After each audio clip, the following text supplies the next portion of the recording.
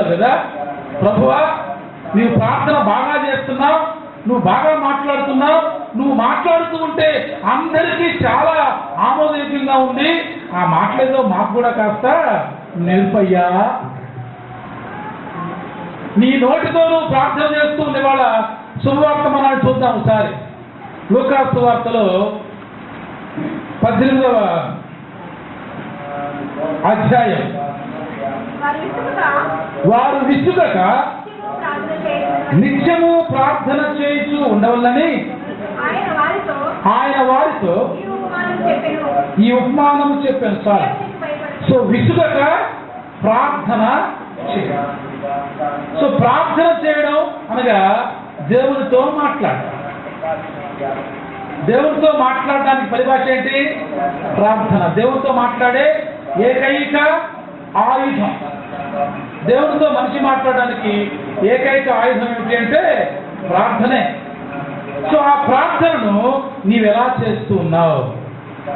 దేవునితో ఎలా మాట్లాడుతూ ఉన్నావు? సో నీ పెదాలు ప్రార్థన చేసేటప్పుడు ఎటువంటి మాటలు ఉచ్చరిస్తూ ఉన్నాయి? ప్రార్థన చేయండి అనగానే మనం ఏం మొదలు పెడతాం? మన దగ్గర లిస్ట్ ఒకటి ఉంటుంది, ఒక లిస్ట్, ఆ ఫార్మేట్. ఇక ఫార్మేట్ తప్ప ఇంకోటి మాట్లాడు, అది అలవాటు అయిపోయింది చిన్నప్పటి నుంచి, అదే ఫార్మేట్. ఒకప్పుడు చిన్నప్పుడు అంటే నా సండే స్కూల్ ఏజ్లో ఇక ఎవరస్తుగా ఉండేటప్పుడు చర్చిలో పాస్టర్ గారు ఎప్పుడైనా ప్రార్థన చేయండి అనగానే ఇప్పుడు వెంటనే అంటారు ఫలానా ప్రార్థన చేస్తుంటారు. పాస్టర్ గారు ప్రార్థన చేయొద్దు అనగానే ఆమె అసలు ముందు మొదలుపెట్టింది, 2-3 మార్లు మాట్లాడుద్ది. ఇప్పుడు వెంటనే పక్కన చెప్తారు ఇప్పుడు ఆ వీడియో చూడు అంట. సో ఆమె ఏం ప్రార్థన చేస్తుందో నా సండే స్కూల్ నుంచి నేను పెద్దవాడైతే అలవాటైంది. ప్రార్థన ప్రారంభించగానే మొదటి 3 మాటలు మాట్లాడుద్ది, 4వ మాటకి ఏడటం ప్రారంభిస్తుంది, 5వ మాట నుంచి కుక్క పెట్టుద్ది, 6వ మాట నుంచి తన కుటుంబం గురించి మాట్లాడుద్ది, చివరి మాటలో పాశ్చాన్ని కాపాడమంటుంది. అంటే ప్యాటర్న్ ఆఫ్ ప్రేయర్ ఏమిటంటే కొన్ని అలవాటు అయిపోతాయి, మార్చుకోలేదు. అంటే పరిస్థితులు ఎలా ఉన్నా మనం పట్టించుకోవాలి. ఏమంటారు స్టీరియోఫోనిక్ ప్రేయర్ లేదా సెల్ఫిష్ ప్రేయర్. మన వ్యక్తిగతంగా వాటి ట్యూన్ అయిపోతాం.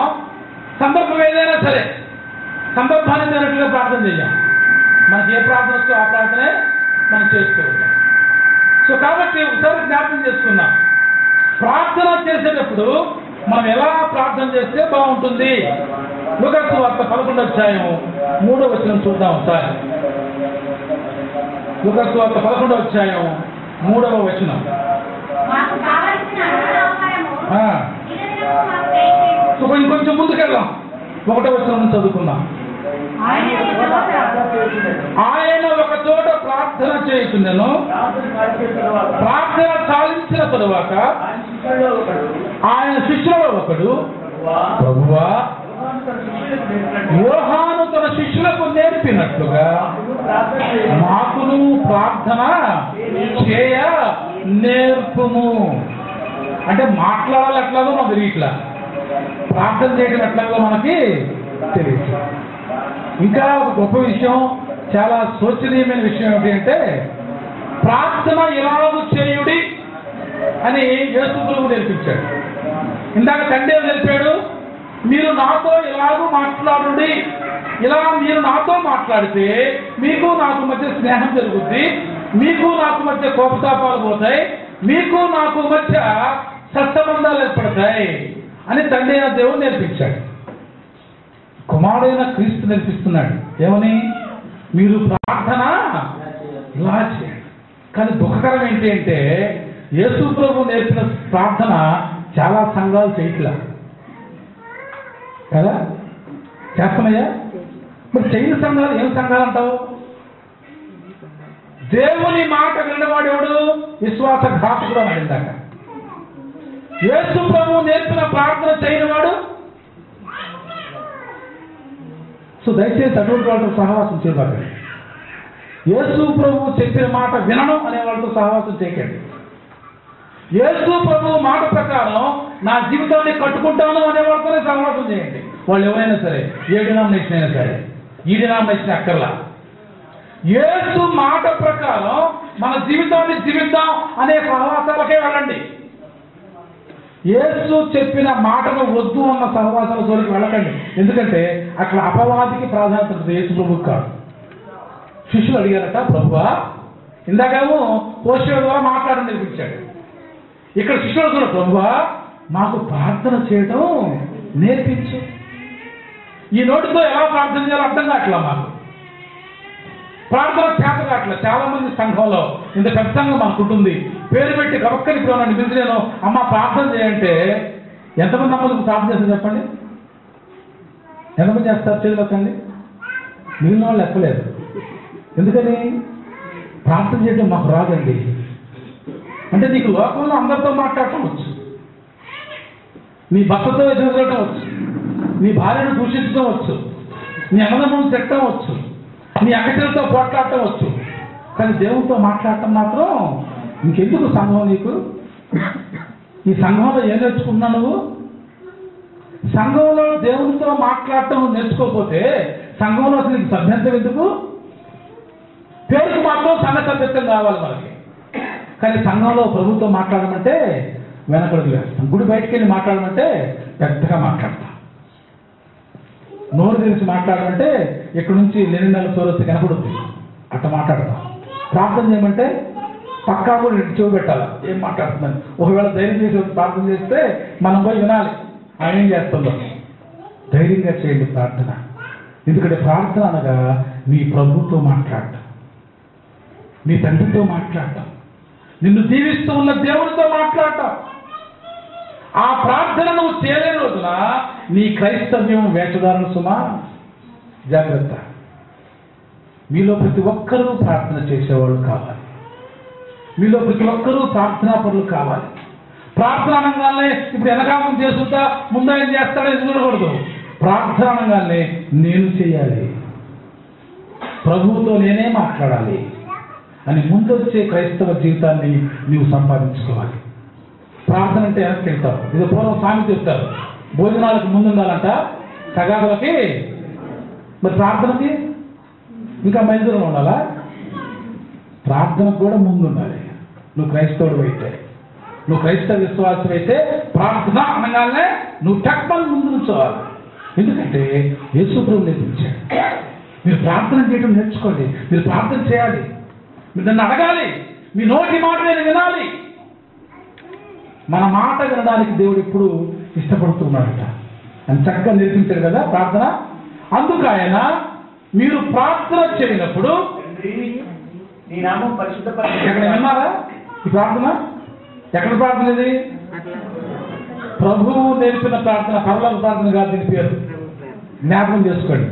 ఎప్పుడు కూడా దీన్ని పరలోక ప్రార్థన అనబాకండి, ఇది మన పరలోక ప్రార్థనే.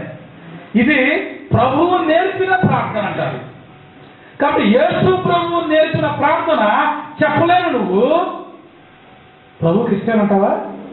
సో కాబట్టి ఎవరి గురించి ఆలోచించకండి, అటువంటి వాళ్ళతో సహవాసం మానుకోండి. ప్రభువు నేర్పిన ప్రార్థన చేయని వాళ్ళతో బాబు ముందు నేర్చుకోలేదా? రాత్రి ప్రార్థనలో మన పాస్టర్ అంటున్నాడు, అయ్యారు ఈ ప్రార్థన ప్రతి పిల్లలకి రావాలండి అంటున్నాడు ఆయన. ప్రతి పిల్లలకి ఈ ప్రార్థన వచ్చి ఎంత బాగుందండి. నిన్న ఒక చిన్నపిల్ల బర్త్డేకి వెళ్ళాను, ఆ బిడ్డ దగ్గర కూడా ఆయన ప్రార్థన ఎక్స్పెక్ట్ చేశాడు. 3 సంవత్సరాల బిడ్డ కూడా ఈ ప్రార్థన చేసుకుంటే ఎంత బాగుండండి. నిజమే, 3 సంవత్సరాలు నీ బిడ్డను ఏబిసిడి రేంజ్ నేర్పిస్తున్నావు, కానీ ప్రభు నేర్పిన ప్రార్థన ఎంతమంది నేర్పించారు? ఇప్పుడు చేయొద్దండి. Very good. 3 సంవత్సరాలు నీ బిడ్డకు రేవింగ్స్ నేర్పే ముందుగా ప్రభు నేర్పిన ప్రార్థన నేర్పావా? అటువంటి తల్లిదండ్రులు తమ బిడ్డలను దేవునితో పెంచుతారు. ప్రభు అంటున్నాడు, మీరు నా మాటలు మాట్లాడండి, నా ప్రార్థన చేయడం నేర్చుకోండి. మీరు ఇలా నేర్చుకుంటూ పోతుంటే మీకేమి అనుగ్రహించాలో ఏమంట, మాకు కావలసిన అనుదిన ఆహారం మాకు డైలీ ఫుడ్ చాలు. నా ప్రాణమా నీకేం లోటు? తినడానికి తాగడానికి కొట్ల నిండా కూర్చుకున్నాం, తరాల నింపుకున్నాం అనే ప్రార్థన ఎప్పుడు చేయకండి. దేవా నా దేవుందులే, నా మనవడికి సంపాదించిన సంపాదన నాకు ఈ తండ్రి అని ఎంతమంది ప్రార్థన చేస్తున్నారు? ఇప్పుడు చేయకండి. దేవుడు కోపం ఆ ప్రార్థన అంటే. మీకు నీ మనవుడికి అనుదిన ఆహారం ఉంటే చాలు, దేవుడు దీవెన. అది డైలీ ఇస్తాడు ఆయన. అది డైలీ ఇస్తాడు. నువ్వు సంపాదిస్తావు అనుకుంటావు ఏదో దాచిపెట్టానని, కానీ దేవుడు డైలీ కూడా మొదలు పెడితే నీ ఆయుష్ నీ మనవడ ఆయుష్ ఉన్నంత కాలం ఇస్తూనే ఉంటాడు. సో ఇవాళ వాక్యంలో జ్ఞాపకం చేశాడు ఆయన, ప్రార్థన చేస్తూ ఉన్నప్పుడు మీరు ఖచ్చితంగా ఏ అలవాట్లు నేర్చుకుని ఉండాలి. సో ఇక్కడ 5వ వచనం నుంచి కూడా మనం చూస్తే 10వ వచనం వరకు అక్కడ యోహాను సువార్తలో సో ఒక స్నేహితుడితో రిలేషన్ చెప్పాడు ఆయన, ప్రార్థనలో అప్పీల్ చెప్పాడు ఆయన. ఒక స్నేహితుడి కోసం నీవు మంచి నోటితో అవతల వాడిని అడిగితే వాడు కష్టమైనా తెచ్చి నీకు ఇస్తాడు. నీకోసం కాదుమా, నీ స్నేహితుడి కోసం. సో జీవితం నేర్చుకోండి. ప్రార్థన చేయటం ఎలాగో యేసు నేర్పాడు. ప్రార్థన చేయడం మొదటిగా నీ మంచి నోటితో దేవుణ్ణి గణపరుస్తూ నేర్చుకో. రెండవది నీ పొరుగు వాని కోసం ప్రార్థన చేయడం నేర్చుకో. నువ్వు ప్రార్థన రంగాల్లో ముందు నీ గురించే మాట్లాడతావు కదా, బహుశా నీ ప్రార్థనలో అటువంటి సబ్జెక్ట్స్ ఉంటే వాళ్ళు మార్చుకో. ప్రార్థనలో మొదటిగా జీవిత విద్యలో దేవుణ్ణి స్థితితో నేర్చుకో. రెండవది ప్రార్థనలో విజ్ఞాపన చేయడం నేర్చుకో. సో సెకండ్ పారాగ్రాఫ్ ప్రేయర్ అన్నమాట. ఫస్ట్ పారాగ్రాఫ్ ఒకవేళ దేవుణ్ణి నువ్వు కనపరిస్తే సెకండ్ పారాగ్రాఫ్లో ఇమ్మీడియట్గా నీ గురించి ఏమనక్క దేవుణ్ణి విజ్ఞాపన, ఇతరుల కోసం అడగడం నేర్చుకో. ఇతరుల కోసం ఎప్పుడైతే నువ్వు అడుగుతావో నేను ఖచ్చితంగా ప్రొవైడ్ చేస్తాను. ఒక ఎగ్జాంపుల్ చెప్పాడు ఆయన. ఒక స్నేహితుడు అర్ధరాత్రులు వెళితే పిల్లలు డిస్టర్బ్ అవుతున్నా సరే వాడు పదే తన స్నేహితుడు కూడా అడిగినందున దేవుడు వెంటనే దేవుడు ఇంటి వాడు వెంటనే ఇచ్చాడు. మరి దేవుడు ఇవ్వడా అంటాడు అక్కడ. నీవు నీ స్నేహితుడి యొక్క అవసరం అడిగితే ఎంతమంది మీ పొరుగు వారి అవసరం కొరకు ప్రార్థన చేస్తున్నారో చెప్పండి. ప్రతిరోజు మీ ప్రార్థనలో పొరుగు వారిని జ్ఞాపకం చేసుకుంటున్నావా? రెండవది ఇక్కడ ఇవాళ మనం చదువుకున్న లూకా సువార్త 18వ అధ్యాయంలో ఒక బీద విధవరాలు ఒక అన్యాయస్తుడైన న్యాయాధిపతి రోజు వెళ్తుందట. ఎప్పుడు తరచుగా వచ్చి ప్రార్థన చేస్తున్నాడు. ఎవరెక్కను ఇప్పుడు చెప్పుకున్నాడు, నేను ఎవరినో తెలుసా అన్నాడు ఆయన. నేను ఎవరిని అనుకుంటున్నావు? మామూలుగా ప్రభుత్వంలో న్యాయాధిపతిని. అంటే న్యాయాధిపతి అంటే మన గవర్నమెంట్ సిస్టమ్ ప్రకారం అతనికి ఎవరు కూడా ఎటువంటి భావబంధాలతో సంబంధాలు ఉండకూడదు.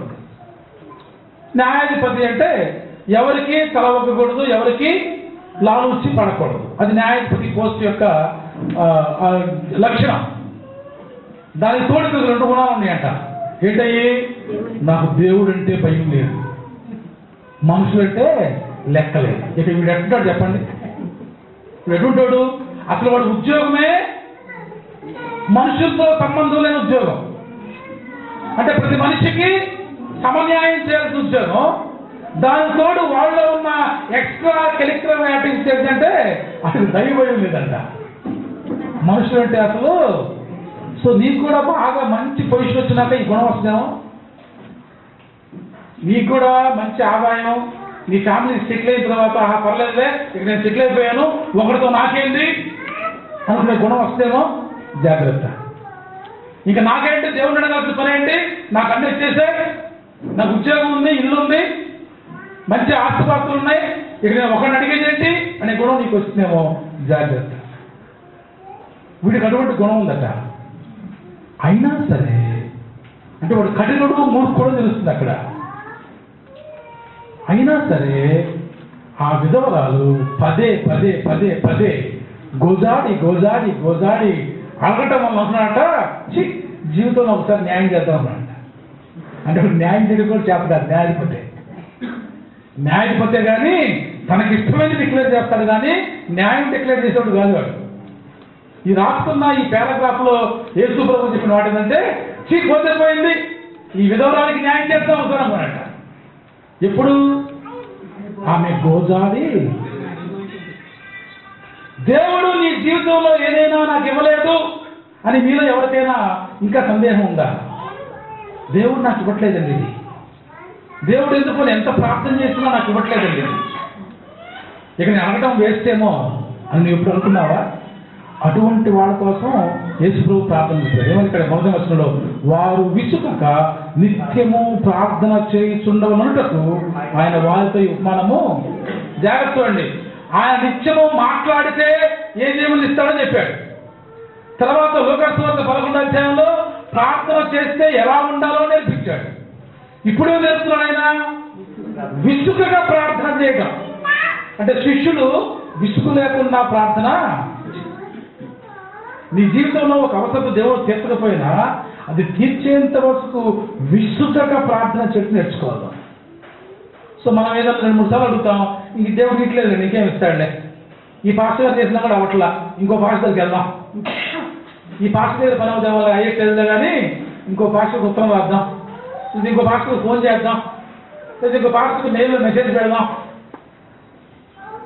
దేవుడు అంటున్నాడు, అసలు ముందు విసుక్కోకుండా ప్రార్థన చేయడం నువ్వు నేర్చుకో. పాస్టర్ల మార్చడం నువ్వు నేర్చుకోవాల్సింది, సంఘాల మార్చడం నువ్వు నేర్చుకోవాల్సింది, డినామినేషన్ మార్చడం నేర్చుకోవాల్సింది. నీ దేవుడితో విసుగక ప్రార్థన చేయడం నేర్చుకో. అన్యాయస్తులైన న్యాయాధిపతి తీర్చాడు, నేను తీర్చనా అంటున్నాడు ఆయన. ఈ లోకంలో ఉన్న ఒక అన్యాయస్తుడే విసుగక ఒక స్త్రీ విధవరాలు అడిగితే ఆమెకు న్యాయం తీర్చాడు, నేను అన్యాయస్తున్నా, నీకు తీర్చనా. సో ప్రభు వాడు నేర్పిస్తున్నాడు మనం విసుగగా ఎలా ఆయనతో ప్రార్థన చేయాలి. ఆయనతో ప్రార్థన చేయడానికి ఒకవేళ నువ్వు విసిగిపోతున్నావేమో, నెంబర్ 1 ఆయనతో మాట్లాడటం నేర్చుకో. నెంబర్ 2 ఆయనకు ప్రార్థన చేయడం నేర్చుకో. నెంబర్ 3 విజ్ఞాపన చేయడం నేర్చుకో. నెంబర్ 4 విసుగగా ప్రార్థన చేయడం నేర్చుకో. ఇవాళ పత్రికా పాఠంలో మరికొన్ని సత్యాలు ఆయన జ్ఞాపకం చేస్తున్నాడు. ప్రార్థన యందు నిలకడగా ఉండి కృతజ్ఞత గలవారై దాని యందు. సో నెంబర్ 5 తర్వాత అడుగుతాను, జాగ్రత్త, మరి కొద్ది పేపర్ ఉంటుంది. ఇప్పుడు 4 చెప్పారు, ఇది 5వది. 5వది ఏంటట? నిలకడగా. సో విసుగుకి నిలకడగా తేడా ఏంటి? తేడా లేకపోతే చెప్పాడు ఆయన. విసుగుకి నిలకడగా తేడా ఉంది. నిలకడగా ప్రార్థన చేయడం అంటే దేవుడు నీవు ఏమి అడిగావో అది ఇస్తాడని నమ్మకంతో ప్రార్థన చేయడం. నిలకడైన ప్రార్థన అంటే నమ్మకమైన ప్రార్థన అన్నమాట.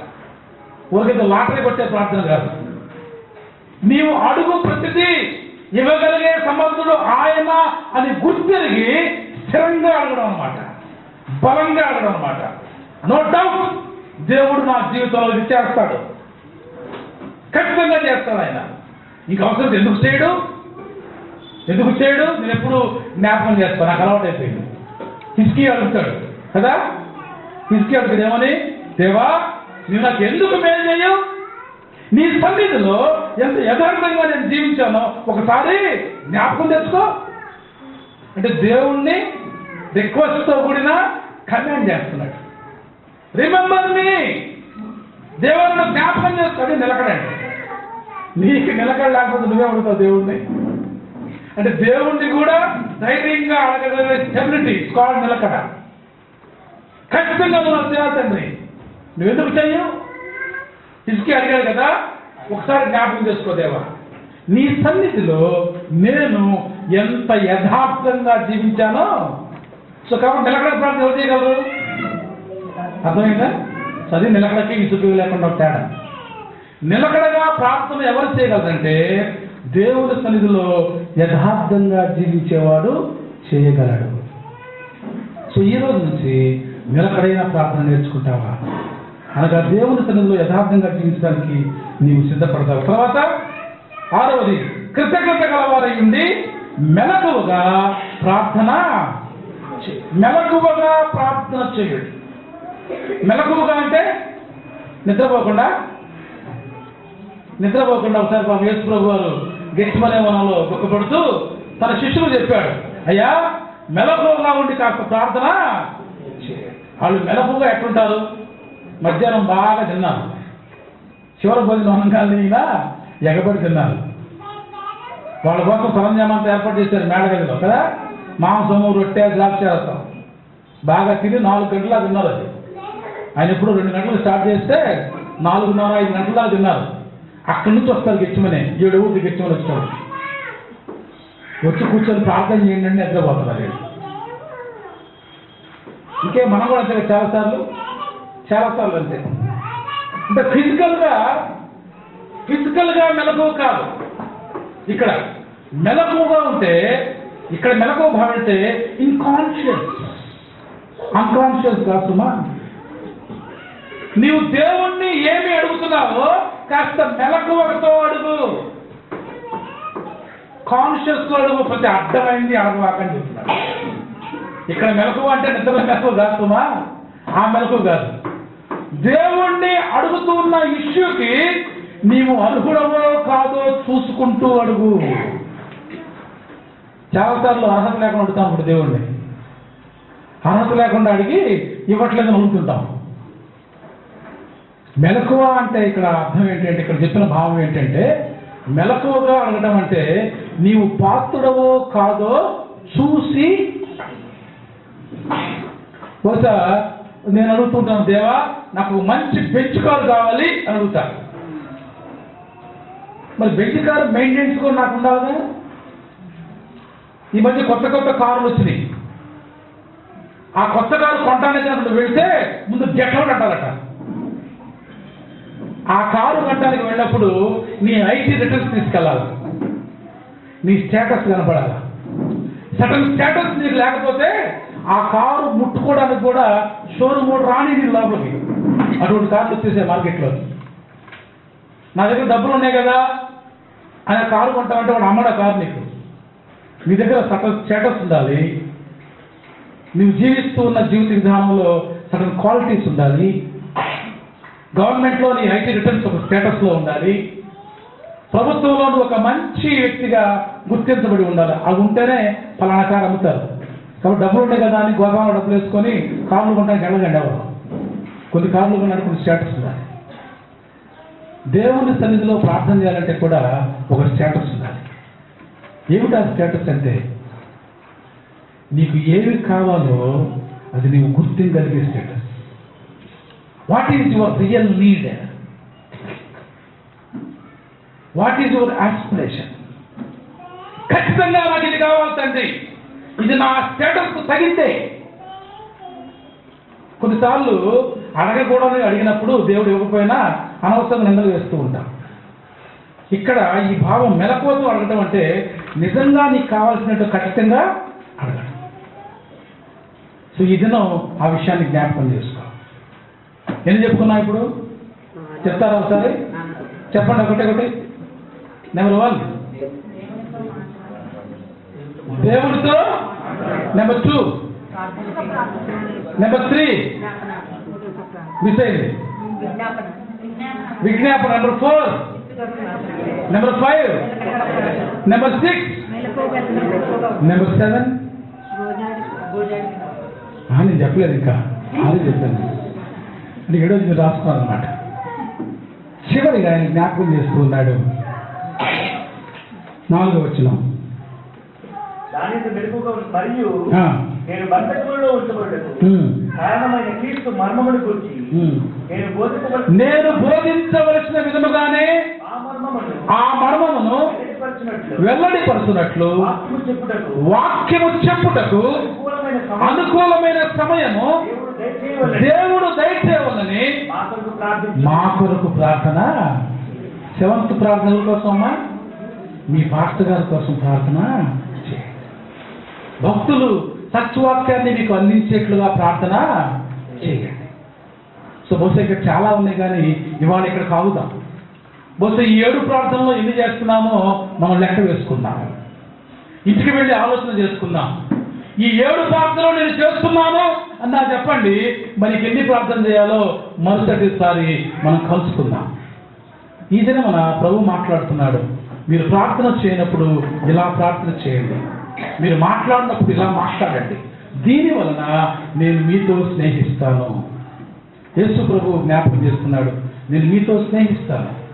మీతో స్నేహించాలి అంటే నా దగ్గరకు రండి. ఎవడు ఈ రొట్టెలు తిని ఈ పాత్రను త్రాగును వాని యందు నేనును, నా యందు వాడును. It's called good friendship. It's called good friendship.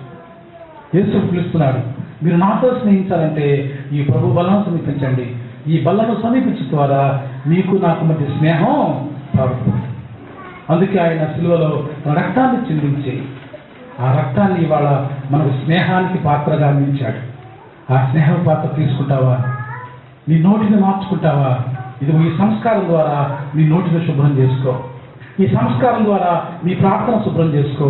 ఆయన దీవెనకు పాత్రులుగా పరిశుద్ధాత్ములు మనలో ప్రతి ఒక్కరిని బలపరిచి నడిపించును గాక. సమస్త గ్రామానికి దేవుని సమాధానం యేసుక్రీస్తు వలన మీ హృదయంలోకి తలుపులకు కావాలను గాక. లూథరన్ శిల్వ క్షేత్రం అందిస్తున్న ఆరాధనా పిలుపు. హైదరాబాద్ బాలాపూర్ క్రాస్ రోడ్ త్రివేణి నగర్ లో ఉన్న క్రైస్తవ విశ్వాసులకు అభిషేక్త జ్ఞాన మనోహర్ గారు అందిస్తున్న ఆత్మీయ పిలుపు. ప్రతి ఆదివారం ఉదయం త్రివేణి నగర్ లోని లూథరన్ శిల్వ క్షేత్రంలో జరిగే ఆరాధనలో పాల్గొని దైవజనులు అందించే ఆధ్యాత్మిక సందేశాలను విని మీ ఆత్మలకు సేద తీర్చుకొనండి. జిల్లెలగూడ, మీర్పేట, ప్రగతి హిల్స్, ఆదిబట్ల, గాంధీనగర్, బడంగపేట, నాదర్గుల్, లెనిన్ నగర్, సాయి నగర్, రోషన్ దౌలా, త్రివేణి నగర్, దాతు నగర్, జనప్రియ, మహానగర్, మిదాని పరిసర ప్రాంతాలలోని క్రైస్తవ కుటుంబాలను ప్రేమతో ఆరాధనకు ఆహ్వానిస్తున్నాం. ఇవాంజలికల్ లూథరన్ చర్చిలో జరిగే ఆరాధనలో పాల్గొని దైవాశీస్సులు పొందండి. ప్రేమతో ఆహ్వానించువారు అభిషేక్త జ్ఞాన మనోహర్ బొనిగల. జిల్లెలగూడ, మీర్పేట, ప్రగతి హిల్స్, ఆదిబట్ల, గాంధీనగర్, బడంగపేట, నాదర్గుల్, లెనిన్ నగర్, సాయి నగర్, రోషన్ దౌలా, త్రివేణి నగర్, దాతు నగర్, జనప్రియ, మహానగర్, మిదాని పరిసర ప్రాంతాలలోని క్రైస్తవ కుటుంబాలను ప్రేమతో ఆహ్వానించువారు అభిషేక్త జ్ఞాన మనోహర్ బొనిగల.